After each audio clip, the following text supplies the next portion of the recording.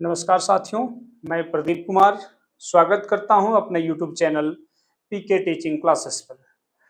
साथियों, last video जो मैं आप लोगों के साथ में चर्चा करने के लिए आया था, लास्ट क्लास में हम लोग देखे हुए थे सेक्टर ऑफ इकोनॉमी, अर्थव्यवस्था के क्षेत्रक के बारे में हम लोग पढ़े हुए थे और अर्थव्यवस्था के क्षेत्रक को समझने का प्रयास किया। बहुत आसान शब्दों में आप लोगों के बीच में अर्थव्यवस्था के क्षेत्रक के वीडियो में आप लोगों को समझाने का प्रयास किया।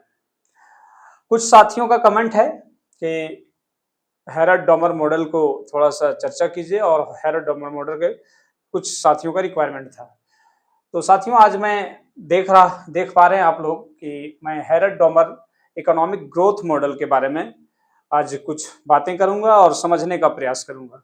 बेसिकली सबसे पहले इनका जो इंट्रो है, थोड़ा इंट्रो देख लेते हैं। हैरड और डॉमर ये दो अलग अलग नाम है। हैरड जो है उनका पूरा नाम है RF हैरड, और डॉमर जो ईवी से डॉमर, ये बेसिकली ये दोनों अलग अलग व्यक्ति है और दोनों ने अलग अलग ग्रोथ मॉडल दिए हुए थे। बात ऐसा हुआ कि दोनों का जो फाइनल कंक्लूजन पहुंचा, हैरड का भी और डॉमर का, वो लगभग एक जैसा था, सेम था। इसलिए हम लोग इन दोनों के थ्योरी को, दोनों के मॉडल को, ग्रोथ मॉडल को मिक्सअप करके और एक साथ हैरड डॉमर इकोनॉमिक ग्रोथ मॉडल के नाम से जानते हैं। हैरड ने अपना थ्योरी 1939 ईस्वी में, 1939 में अपने एक article and essay in dynamic theory में अपना ग्रोथ मॉडल प्रस्तुत किए, जबकि डॉमर अपना जो थ्योरी है वो 1946 ईस्वी यानी 1946 में उनका जो एक आर्टिकल था, capital expansion rate of growth and employment, ये उनका एक आर्टिकल था जिसमें उन्होंने इकोनॉमिक ग्रोथ मॉडल पेश किए। तो आप देखें साथियों कि हैरड और डॉमर ये दो अलग अलग व्यक्ति थे और दोनों अलग अलग टाइम पीरियड में इकोनॉमी से संबंधित ग्रोथ मॉडल दिए। लेकिन दोनों का जो फाइनल कंक्लूजन था, जो थ्योरी का लास्ट जिसको हम लोग कह सकते हैं कंक्लूजन निकला, वो लगभग एक जैसा था। तो हम लोग इन दोनों थ्योरी को एक साथ मिला के हैरड डॉमर इकोनॉमिक ग्रोथ मॉडल के नाम से जाना। साथियों, पहला चीज ये है कि हैरड डॉमर मॉडल जो है वो क्लासिकल इकोनॉमिक्स के जितने भी ग्रोथ मॉडल थे और उसके बाद क्लासिकल के बाद किन्सियन ग्रोथ मॉडल जो था, उनका एक एक्सटेंशन रूप हम लोग हैरड डॉमर के ग्रोथ मॉडल में देखने को मिलता है। हैरड डॉमर मॉडल मुख्य रूप से इस बात पर फोकस करता है कि कैसे इकोनॉमी ग्रो करेगी और लॉन्ग टर्म में कैसे स्टेडी ग्रोथ रेट को अचीव करेंगे और उसको कैसे मेंटेन करेंगे। तो साथियों, मैं बता देना चाहता हूं आप लोगों को, पहला पॉइंट जैसा कि आप बोर्ड पे देख पा रहे हैं कि हैरड डॉमर मॉडल जो है वो बेस्ड है, Harrod Domar model based on Keynesian saving and investment funds investment analysis. जैसा कि आप यहाँ पे ये टॉपिक ये पॉइंट देख पा रहे हैं, इसका तात्पर्य यह है कि जब हम लोग किन्स का पहले जो थ्योरी हम लोग पढ़े हुए हैं, उस थ्योरी में हम लोग जानते हैं y is equal to C plus S होता है, सी प्लस एस, और s is equal to I होता है। इसका मतलब ये है कि सेविंग जो होता है फर्दर वो इन्वेस्टमेंट में बदल जाता है। तो इसी का एक्सटेंशन रूप जो है हैरड के मॉडल में देखने को मिलता है। हैरड डॉमर में जो मॉडल में एक इंपॉर्टेंट और क्रूशियल फैक्टर जो माना गया है वो कैपिटल को माना गया है। किसको? कैपिटल को। यानी capital means investment. Economic growth जो है वो बेसिकली डिपेंड करता है किस पे? कैपिटल पे। इन्होंने हैरड डॉमर के मॉडल में इन्वेस्टमेंट का डुअल नेचर बताया गया है। इन्वेस्टमेंट का dual nature, dual impact of investment. पहला, प्रोडक्टिव कैपेसिटी को इनहेंस करता है और दूसरा, इनकम एंड डिमांड क्रिएशन करता है। साथियों, इस पॉइंट को बहुत अच्छे से आप समझने का प्रयास कीजिएगा कि अभी तक जो क्लासिकल और किन्सियन मॉडल में अभी तक जो हम लोग देख पा रहे थे, उसमें एक ने प्रोडक्टिव कैपेसिटी के बारे में बात की है तो दूसरे ने एक आने वहां पे इन्वेस्टमेंट का सिंगल इम्पैक्ट देखा जाता था इकोनॉमिक ग्रोथ में, लेकिन वही चीज को इलेबोरेट किया किसने, हेरल्ड और डॉमर ने, और उसने बताया कि इन्वेस्टमेंट का डुअल इफेक्ट होता है इकोनॉमी पे। जब अब इकोनॉमी में किसी भी फर्म में या किसी भी इकोनॉमी में जब इन्वेस्टमेंट आप करते हैं तो उसका डबल इम्पैक्ट पड़ता है। क्या डबल इम्पैक्ट पड़ता है? तो एक साइड जिसे हम सप्लाई साइड कहेंगे, सप्लाई साइड में, इससे हम सप्लाई साइड भी मान सकते हैं, उसमें प्रोडक्टिव कैपेसिटी को इनहेंस करता है। क्या करता है? प्रोडक्टिव कैपेसिटी को बढ़ाता है। मान लीजिए कि आप एक फर्म में, एक इकोनॉमी में इन्वेस्टमेंट किए जिससे प्रोडक्शन कैपेसिटी इनहेंस कैसे हुआ कि वहां न्यू मशीनरी लगाए, न्यू टेक्नोलॉजी लेके आए, जिससे क्या हुआ, वहां की प्रोडक्टिव यानी उत्पादन क्षमता और उत्पादकता दोनों में वृद्धि हुआ। तो ये इकोनॉमिक ग्रोथ का इंडिकेटर्स होगा। दूसरे साइड जिसमें हम डिमांड साइड इकोनॉमी भी कहते हैं, डिमांड साइड इकोनॉमी भी कह सकते हैं, इसमें यह देखा गया कि पहला तो प्रोडक्टिव कैपेसिटी को बढ़ा दिया, दूसरा इनकम और डिमांड का भी क्रिएशन कर देता है, इनकम और डिमांड बढ़ाता है। जैसे यदि प्रोडक्टिव कैपेसिटी बढ़ा तो प्रोडक्टिव कैपेसिटी बढ़ने से एक तो वो अर्थव्यवस्था में वस्तुओं सेवाओं का उत्पादन बहुत अधिक मात्रा में हुआ। दूसरा जो इन्वेस्टमेंट का फर्क पड़ता है, इन्वेस्टमेंट का दूसरा जो इम्पैक्ट देखा जाता है वो देखा जाता है इनकम और डिमांड पे। इन्वेस्टमेंट होता है तो उसमें फैक्टर ऑफ प्रोडक्शन का भी हिस्सेदारी होती है, तो उसमें जो फैक्टर ऑफ प्रोडक्शन होता है वो किसी ना किसी का इनकम बनता है। तो यहाँ जब इनकम क्रिएट्स होगा तो डिमांड ऑटोमेटिक क्रिएट होगा। तो इस तरह से जो हेरल्ड और डॉमर ने जो बेसिक डिफरेंस दिखाया वो डिफरेंस था कि इन्वेस्टमेंट का किसी भी इकोनॉमी में यदि इन्वेस्टमेंट करते हैं तो उसका डबल इम्पैक्ट पड़ता है। पहला क्या, प्रोडक्टिव कैपेसिटी को एनहांस करता है, और दूसरा इनकम और डिमांड का भी क्रिएशन करता है।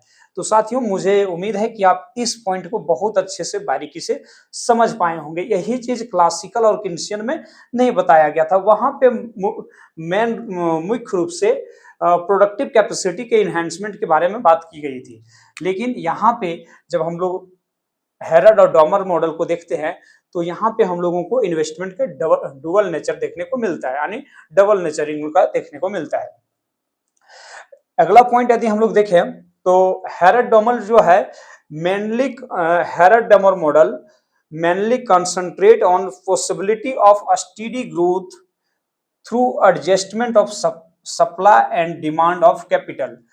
इस पॉइंट का अर्थ ये है, इस पॉइंट का कहने का मतलब ये है कि Harrod Domar economic growth model का जो मेन फोकस है वो इस बात पर कंसंट्रेट होता है, इस बात पे फोकस करता है कि लॉन्ग रन में हम लोग स्टेडी ग्रोथ रेट को कैसे मेंटेन करें, कैसे अचीव करें।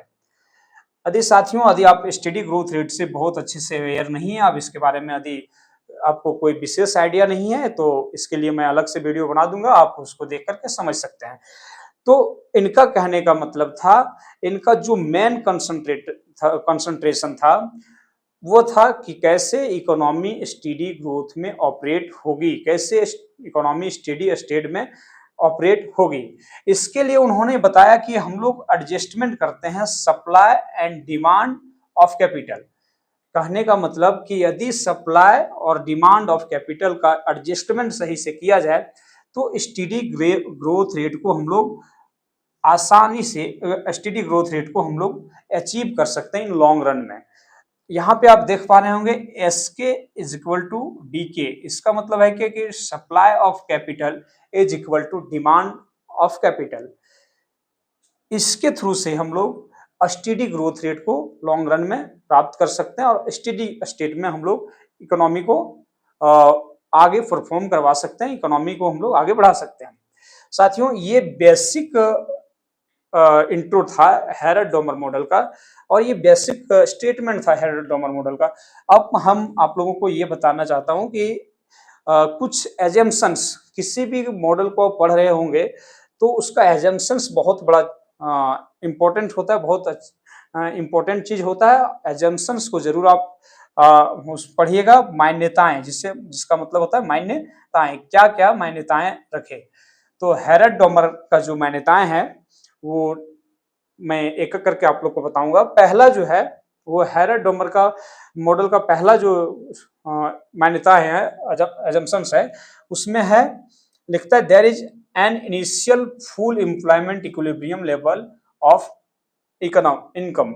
इसका मतलब ये है कि इकोनॉमी में जो भी इक्विपमेंट है, प्रोडक्शन का इक्विपमेंट है, या जितने भी फैक्टर ऑफ प्रोडक्शन हैं, वो सारे, या इकोनॉमी, पूरी इकोनॉमी इनिशियली शुरुआत में ही फुल एम्प्लॉयमेंट के स्टेज में होते हैं। ये हैरर डोमर का मान्यता है, जो बाद में ही जाके क्रिटिसिज्म बनता है। और आप लोग जानते हैं कि क्लासिकल का मानना था कि इकोनॉमी हमेशा फुल एम्प्लॉयमेंट लेवल के स्तर पर होता है। यदि उसमें किसी प्रकार का डिस्टरबेंस होता है तो सप्लाई से क्या होता है, वो सप्लाई क्रिएट्स ऑन डिमांड, जैसे कि सेज ऑफ लॉ में बताया गया है, वो ऑटोमेटिक एडजस्टमेंट के थ्रू जो है सो पुनः फुल एम्प्लॉयमेंट में आ जाता है। तो पहला मान्यताएं हैं फुल एम्प्लॉयमेंट। दूसरा है there is no government intervention. इसका कहने का मतलब है कि इकोनॉमी में किसी प्रकार का गवर्नमेंट का इंटरवेंशन नहीं होगा, सरकार किसी प्रकार का कोई हस्तक्षेप इकोनॉमी में नहीं करेंगे। अगला जो मान्यताएं हैं वो है there are this growth model operate in closed economy in which no foreign trade. कहने का मतलब यह है कि जो यह ग्रोथ मॉडल है यह क्लोज्ड इकोनॉमी के लिए है। यह क्लोज्ड इकोनॉमी यानी इस थ्योरी को हम लोग क्लोज्ड इकोनॉमी में ऑपरेट कर सकते हैं, जो कि अभी के दौर में कहीं क्लोज्ड इकोनॉमी का बहुत ही रेयर केस में क्लोज्ड इकोनॉमी देखा जाता है। इसलिए हम लोग इस थ्योरी को बाद में देखेंगे, जब हम क्रिटिसिज्म पढ़ेंगे तो यही जाकर के आगे क्रिटिसिज्म बनता है। 4 नंबर का जो एजम्पशंस है वह देखते हैं कि the average propensity to save is equal to marginal propensity to save. कहने का मतलब यह है कि इस थ्योरी में यह मान लिया गया है कि जो औसत उपभोग, औसत बचत प्रवृत्ति होता है और सीमांत बचत प्रवृत्ति, ये दोनों बराबर होता है, ये दोनों बराबर होता है। इसको यदि आप एपीएस और एमपीएस के बारे में नहीं जानते हैं तो इसको आप मैं अलग वीडियो इसमें आपको ये सारी चीज समझा दूंगा, आप उसको देखकर इसको समझ सकते हैं। एवरेज प्रोपेंसिटी टू सेव और मार्जिनल प्रोपेंसिटी टू सेव, इसको आप अलग से समझ सकते हैं। अगला जो है वो है मान्यताएं फिक्स्ड कोएफिशिएंट प्रोडक्शन फंक्शन। इसका मतलब यह है कि इस थ्योरी में फिक्स्ड कोएफिशिएंट प्रोडक्शन फंक्शन का यूज किया गया, यानी हम कह सकते हैं कि ratio of labour and capital and labour ये फिक्स है, इसको आप चेंज नहीं कर सकते हैं। इसका कहने का मतलब है fix capital fix production function का मतलब यह है कि यदि आप 3 लेबर यूज करते हैं और 1 कैपिटल यूज करते हैं तो इसी रेशियो में आपको हमें यूज करना होगा इस थ्योरी को। ये इनकी मान्यताएं हैं, इनका हैरर डोमर मॉडल का। साथियों, वीडियो को मैं, क्योंकि ये आप बहुत लंबा सा टॉपिक है, इसको मैं एक वीडियो में नहीं कवर कर पाऊंगा क्योंकि वीडियो बहुत लंबे हो जाएंगे। आपको नेक्स्ट वीडियो में मैं आगे का जो बचा हुआ अजम्पशंस है उसके बारे में बात करेंगे, और फिर इसका जो 3 मुख्य रूप से जो 3 टाइप्स के ग्रोथ के बारे में बात किए हुए हैं हैरड और डोमर ने, उसको हम आगे कंटिन्यू करके आप लोग को बताऊंगा। इन्होंने, हैरड ने 3 टाइप का ग्रोथ रेट की बात किए हुए हैं, warranted growth rate, actual growth rate और नेचुरल ग्रोथ रेट। ये तीनों क्या है, कैसे डिस्टर्बेंस आता है इसमें, नाइफ एज इक्विलिब्रियम क्या है, रोजर इक्विलिब्रियम क्या है, रोजर इफेक्ट क्या है, ये सब चीज हम आगे। छठा एजम्पशंस जो है वो है the marginal propensity to save is constant.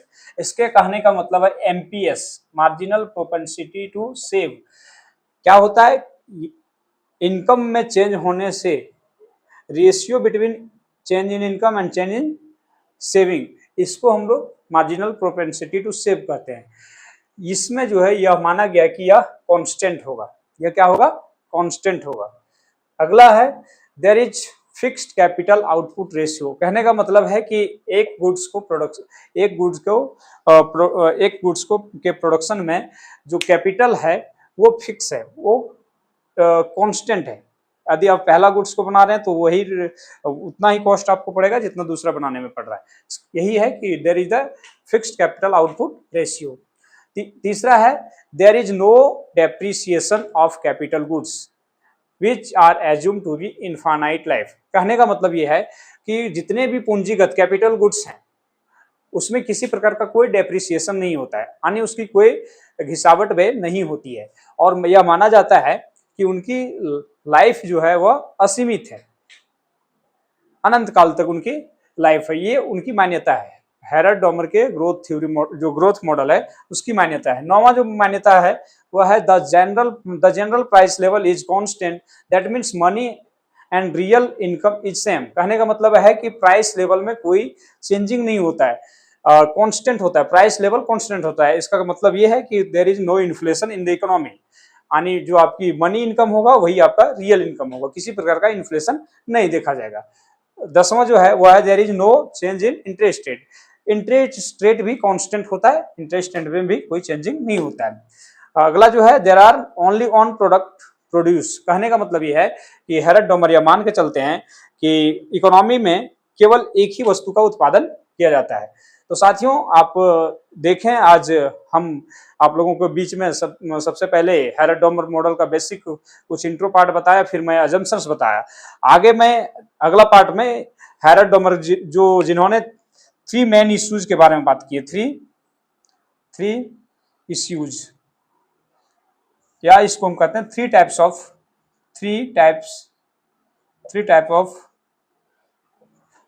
Of growth के बारे में बात की है। इसके बारे में मैं अगले पार्ट में आप लोग को बताऊंगा क्या क्या है। पहला है एक्चुअल ग्रोथ रेट,